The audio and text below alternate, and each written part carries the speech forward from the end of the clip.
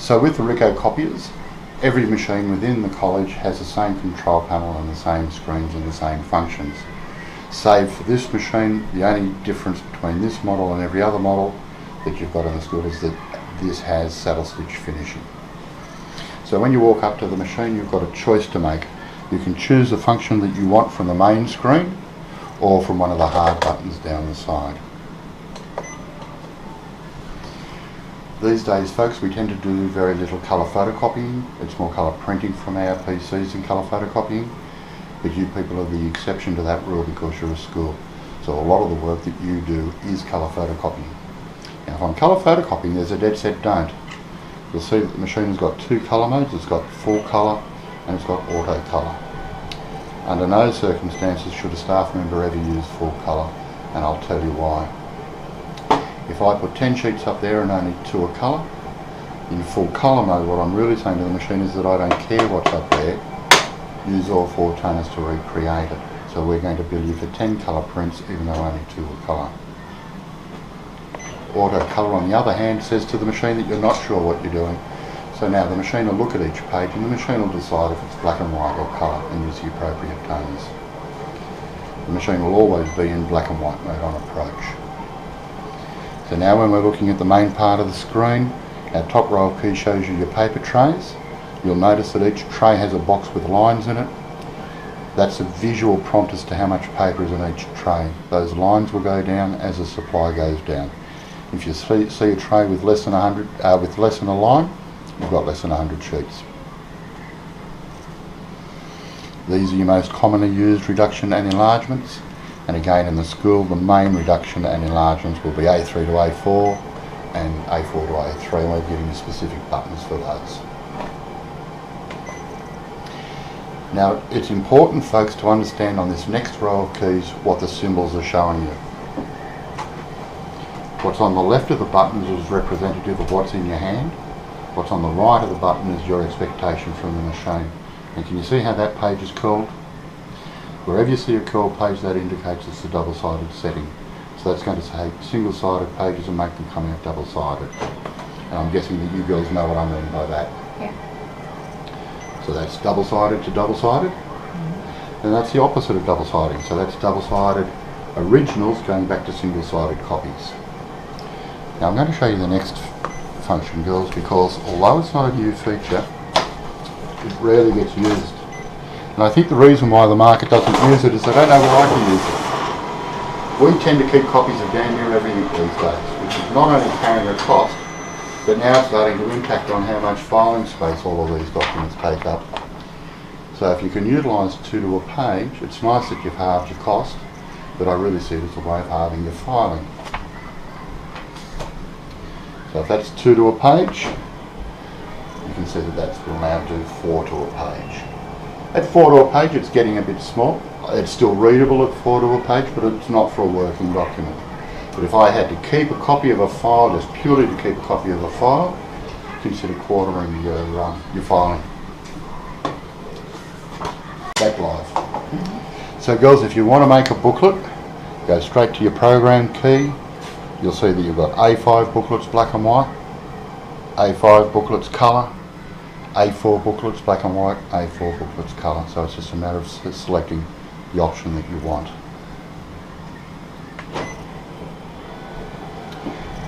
So now we're on to this bottom row of keys, and I'm guessing that you girls know what sorting or collating means. And these are your various stapling positions that you have access to. And the picture shows you where the staple will appear. So can you see how that's going to show you a staple in the top left hand corner? And over here, ladies, you've also got hole punching. So the machine can staple and punch at the same time. So now we're onto this bottom row of keys, and there's not a lot of functionality behind there for you. Finishing means stapling, and with the Ricoh, you get all your stapling and hole punching options on the front screen. Covers and slip sheets. A couple of the departments that I've trained have said, look, we would like to be able to do a copy job where I want the first page to be on blue paper and everything else to go on white paper. Do you think that those sorts of jobs will be coming through this machine? Yeah, I do them. I do them. So, And back cover as well sometimes. Okay, so see here I've got cover and slip sheet mode. I can ask to put a front cover on only, or I can ask to put a front and a back cover on. I must tell it whether I want to copy on or leave blank. So I would copy onto my front cover, answer OK, put your blue covers in the bypass tray, put your document in, hit the start key, and the machine now knows that page 1 is to come out of the bypass tray, all other documents are going to come out of the white paper tray.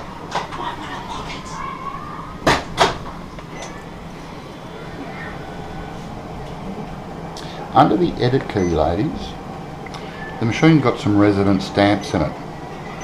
You could stamp a document, copy, draft, urgent, confidential.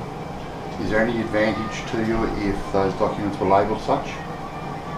Draft, I would use draft sometimes. So to find draft, I'm just going to clear everything. We go to my edit key, stamps, and stamps again. Now girls, at this stage I could get it to date documents if that was handy. I could also get it to page number documents. But the thing that most people are going to use is one of the preset stamps. Select draft.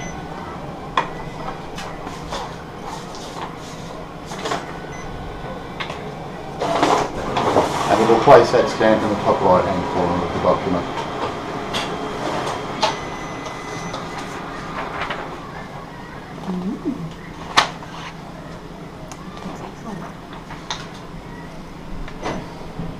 So we're good with stamps, guys? That's great. Duplex means double siding. Again, really nothing behind that key for you because the Ricoh gives you all your double sidings on the main copy of screen. And then last but not least is the manual reduce and enlarge button.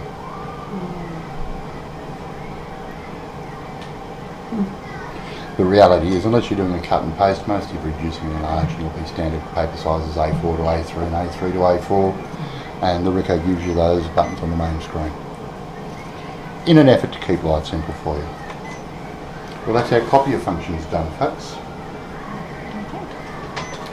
The document server of the machine has got a very big hard drive in it, which means now for the first time you can start to save your forms locally in the machine's hard drive. Now, depending upon where I've been trained, that gets mixed reviews. IT department aren't real keen on it because it's not great for version control documents, but when I was training over in admin a minute ago, they have a pigeon box full of forms, and they said, well, it'd be great if those forms were saved in the machine, because if we change anything on the existing forms, we're throwing away a couple of hundred sheets of paper, whereas if they were stored here, we can print up those that we want, the numbers that we want, as and when required. So it's horses for courses. Let the IT department know what documents you want to download. So when you come up to the machine, the only reason for a staff member to press the document server key is to access one of these forms that you've downloaded. So you'll go to the document server, you'll go to your shared folder, and there might be a document sitting there that says admin document timesheet.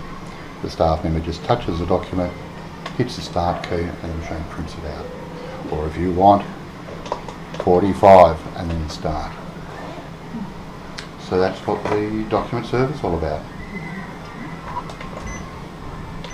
Scanning. Depending upon who you are and where you are in the school, there's two different ways that you can scan.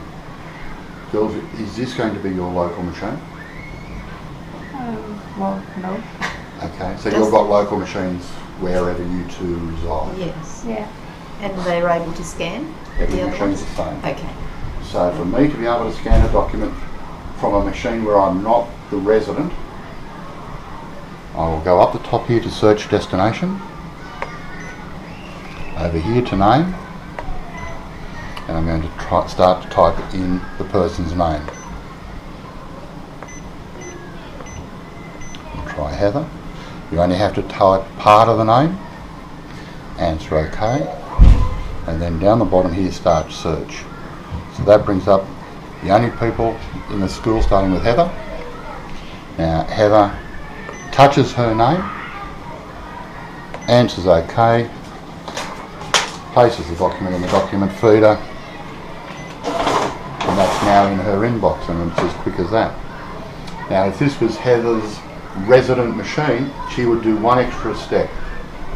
She would go to search destination, email. So we're looking for Heather's address.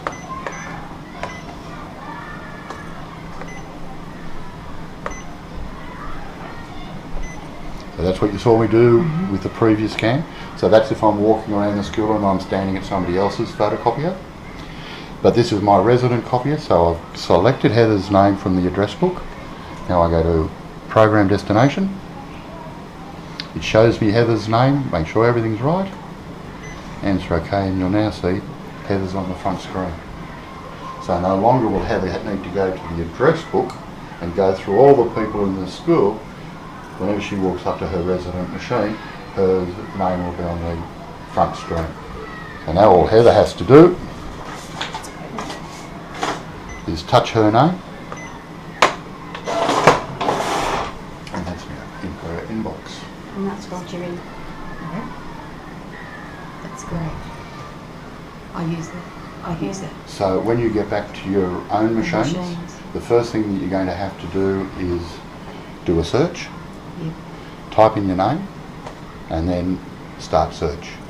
That'll call up all of those staff that have got a first name the same as you, select which one is your name, and then press program destination and answer OK, and then that will have saved that to your front screen.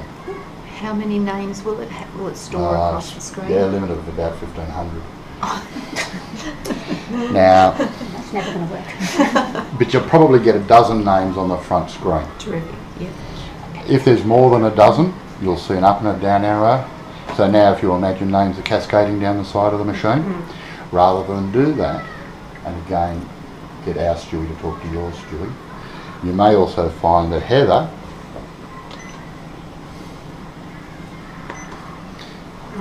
is under the H, And that can alphabetical. and that hasn't been set up. But normally, if you had a mountain of people in there, rather than go through all of the names, you might just press the H key to call up only those names starting with H. But I don't think in each department you're going to have too many people on the front screen. No. So that's our scanning done. Any questions? Speak now or forever hold your peace. Scanning to USB, same. Just put the USB in. USB goes in the side. It'll say scan to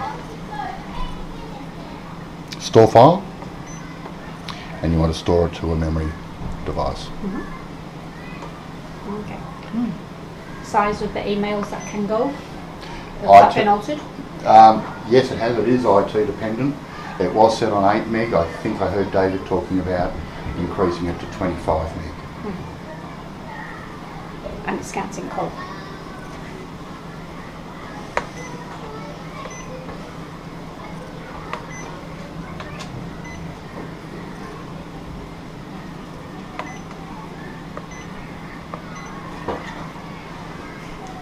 Yes, it does. Oh, lovely. I did speak to Madden and advised him that he needed to check on the other machines to make sure that they were all defaulted to auto colour. I think they have all been done, but this is the latest machine to go in, and I guess the boys haven't done this one yet. So now the machine has been defaulted to auto colour for scanning, so it'll scan colour documents in colour, black and white and black. Okay. Well folks, that's the end of the training as far as the video goes.